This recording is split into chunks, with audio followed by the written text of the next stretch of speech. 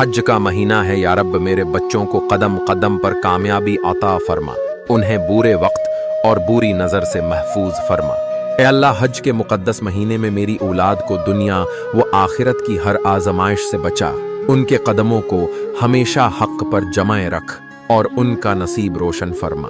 ए मेरे रब, मेरी औलाद को हर उस रास्ते से बचा लेना जो उन्हें गमराही की तरफ ले जाए, और हर उस दोस्ती से बचा लेना जो उनके दिलों में अंधेरे भर दे।